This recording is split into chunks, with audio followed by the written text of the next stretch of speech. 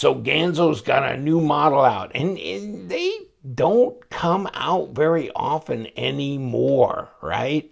But this one is intriguing, okay? I bought this one. I went to AliExpress to get these, and then I waited. So I can't remember how long it was to get it. It was over 2 weeks, probably 3. And I just thought is intriguing. Basically, I went on AliExpress because somebody said something about, well, the FH41 is now come out in a smaller version, the FH41S, okay? So this is a 3-inch blade, under 7 inches overall length, okay? And a great little drop, by the way. See my video on that. Now, the FH923, okay? And they started doing this. 922 is what this one was, and I did a video on this, and wow, what a cool looking knife. What a cool looking knife. So, I mean, you know, before this one came out, it had been a while, or at least it felt like it had been a while, since they had released a new one. Oh, give me some room for this. Man, that's all kinds of fun there. D2 blade, and we've tested them before. Yeah, they're real D2, and yeah, some of the Rockwells were reasonably good, but I don't know that that's necessarily an indicator of cutting performance. But hello, under $30. Okay, under $30. Okay. Bearings, great action, all that shit. Okay, so FH923 now. So this is the 923 FB knife, okay, made by Ganzo. Check out this scale design there. The handle design, interesting. This is different than they've done before, isn't it? Deep carry pocket clip, but you can take it to the left, and not a lot of their knives are left-hand capable. Very few. I think the only one I can think of right off the top of my head is the FH12. Okay? And of course that was basically a knockoff or a next gen of the FH11. See what I'm saying? And that wasn't left-hand. So the FH12 was. And then the 21, okay? No, that wasn't left-hand capable. But I've got some, you know, Ganzos. Here's the, what's the 61? Yeah, 61. You know, I've got a stack of them in a drawer, and I thought I'd bring out one of whatever I've got left. Here's the 71. My 51, I don't know where it is. The 41 is over here. And the 41S are these right here that just came in recently. But, and where's my 31? I got a 21. I don't have that. Okay, 71. And then here's, this one is the 81. Okay, how about that? Yeah, these were vicious, weren't they? And then the 921, I believe. Yeah, this is the FH921. Okay. But it had been a while since the FH921. And then the FH922. That was a period of time between these two. Okay. And then the FH923. You think the orange is good? Hey, you're going to like the green. I got this in green as well, too. Why not? You know, shit. And let me see. Pull this baby out so you can see this. No, it's in gray. I'm sorry. But, you know, that's another thing I got to remember to throw this in the dye pot, because that's what I did with the FH41, the full-size FH41. It was this color. Okay, it was the color of this and this, but, you know, put it in the dye pot, and so that's probably what I'm going to do with these as well. Just kind of kick it right over the edge into the blue phase. But this, the 922, a real move in the right direction, I think. Look at the flipper tabs, how they're done so nicely. I mean, I'm just surprised about the amount, the level of fit and finish and nice quality, the drop shuttiness of these knives for under $30. It's just stupid. And then here these come, you know, right? And way cool as well. But flipper tab's your only option here. Really don't have a cutout or a fuller or anything to kick these over to. But let's grab the tape. Check it out, 3.5 inch. Down here, even further, right, to the back of the choil, almost 3 3/4, but 3.5 inch there, about 90 millimeters, and then overall, just under 8 inches at 20 centimeters. And just to round it out, 0.52 thick, and 13.3 millimeters is what that equals, plus 3.3 millimeter thick blade stock at 0.13. So, okay, not real thick and heavy blade stock, but not bad. I mean, it's substantial for what it is. And 8 inch overall knife, which a 3.5 inch blade at the bare minimum here. Okay, so yeah, it's a good looking knife. It's an interesting design, isn't it? I think it is, with this kind of handle, very neutral here. So the ergos are fine, and reverse grip feels good as well. Got a lanyard hole coming through here, and it's tubed through that back spacer. So they took time to put a back spacer on here. And look at the liners on here, and they've been doing this for a while. I mean, there's the 921S, the small, right? That's finished nicely. And then this FH922, I mean, the liners look almost polished, really. They look nice, and, you know, everything seems well-rounded, nice, no sharp edges. And you would think, you know, for no more money than's coming out, that's kind of insane. So yeah, I'm surprised that it's as good as it is for the money. And of course, here's the list. I got these on AliExpress because Power Cutlery didn't have them. I didn't find them in the USA, in a USA inventory yet. And so, oh, this is the 11/11 sale, November 11th sale. They'll be 28, but I paid a whopping $30 for them, you know, each one. So I know I got ripped off. And there's your information. Ganzo brand has changed from Ganzo to FB knife. So FB means forget about it, right? So, and this is something that's unforgettable. It really is. You're not going to forget about it. It's nice. I mean, at least the lefties have got an option here since the FH12. I mean, I don't remember another left-hand option. We just looked at a bunch, right? So, this is a break. Oh, well, other than this, the previous to this one, which is the 22. Yes, they did with that wire clip. So this, the FH12 and the FH923 now. So, but will the knife cut anything? That's an extra $20 if you want a knife that cuts something. Okay, so that's not bad. Come on. Bam. You know what? Here's the thing. Let's get the scales down, because this is not a super lightweight knife, that's for sure.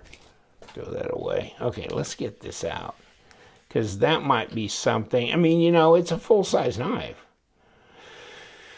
Yeah, 4.5 ounces, so it's not a super lightweight, but that's pretty carryable at 128 grams. Okay, yeah, I was wondering. I mean, it feels substantial in the hand. I mean, it feels good. Like I said before, the ergos, and then you've got this jimping here, kind of a thumb ramp thing going on here. You've got a break up front here, so when you go to sharpen, you're not going to be banging up against that. And I always concern myself about that a little bit with my sharpening stones. And also when you strop it.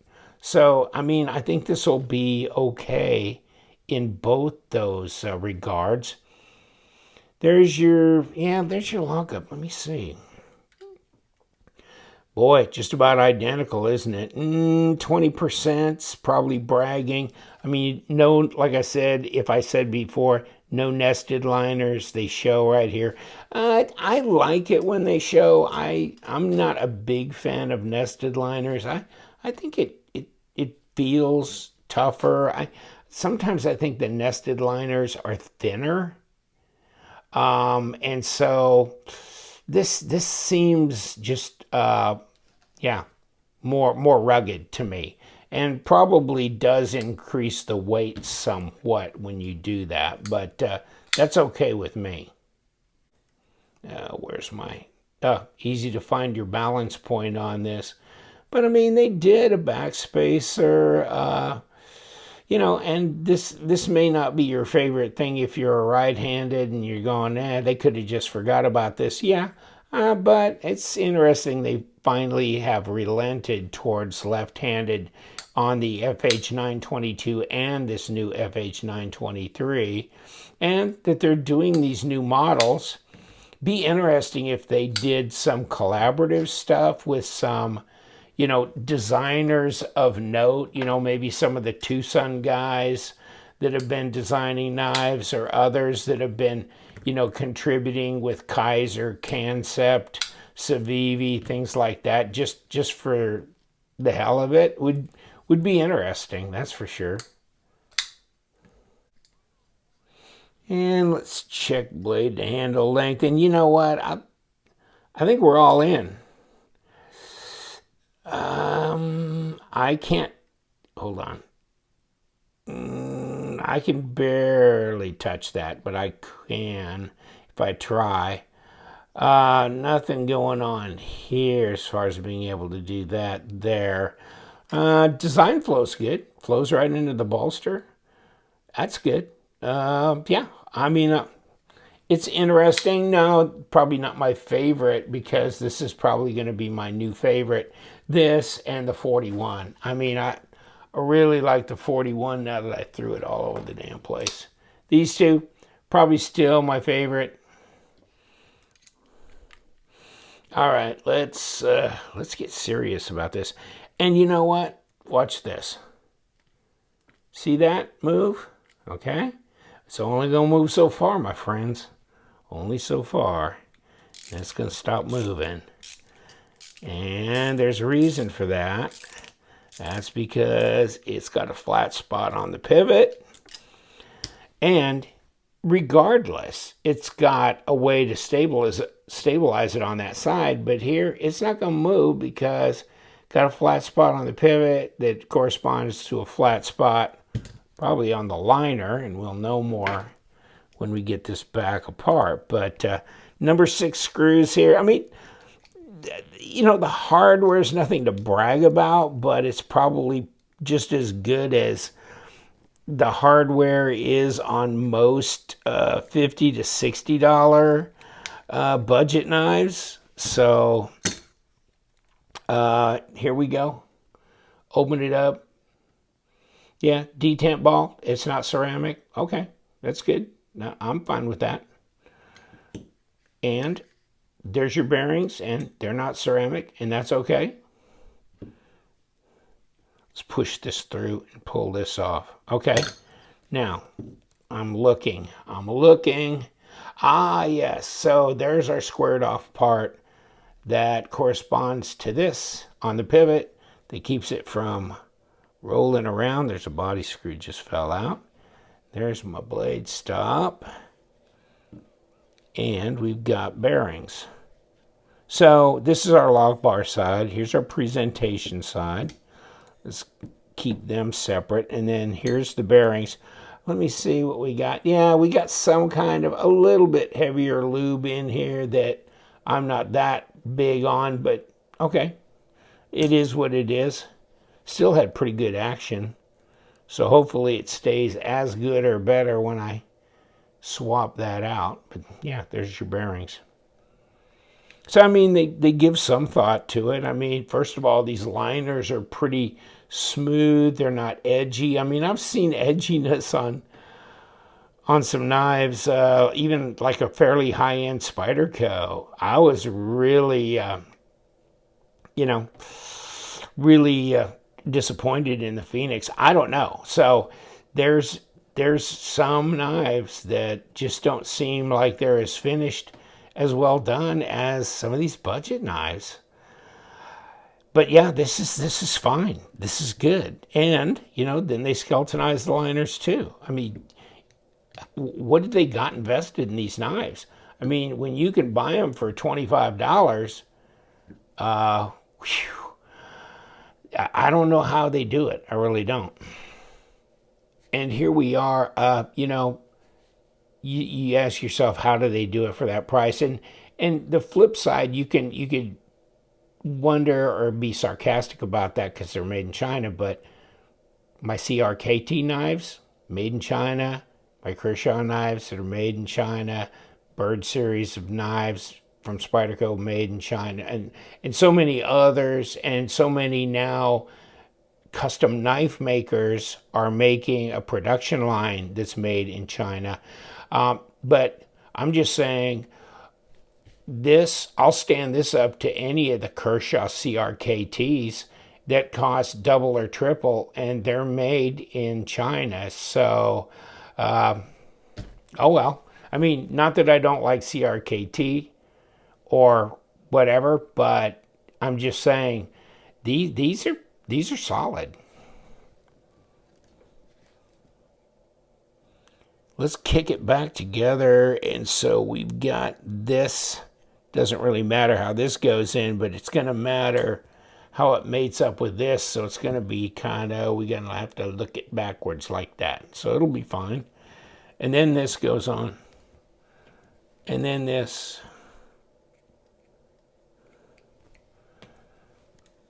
Let's put a knife blade on here. It could help. Oh, by the way, how about the stop as well? Kicks right in there. Okay. Another set of bearings. Do some of that. And I never pulled that pocket clip off, so the scale stayed attached to the liner, which makes this easier to throw back together at least. And I guess if you're going to service your knife out, just clean the pivot. You can do it that way then. I mean, what the hell? And let's stand that up and get this started.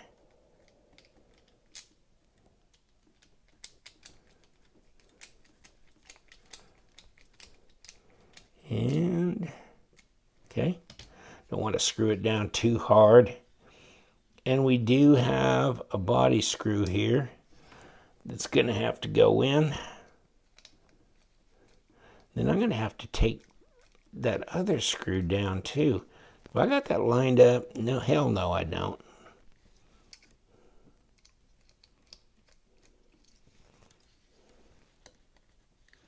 That would always help, wouldn't it? How about getting it lined up now? That's better. Yeah. Okay. Let's get this straightened out too.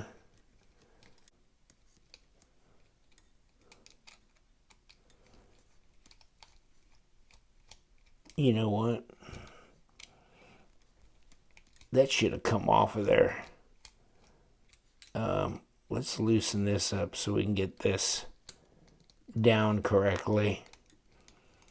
Yeah. Okay. Should have taken the pocket clip off. Somehow I got away with outdoing it.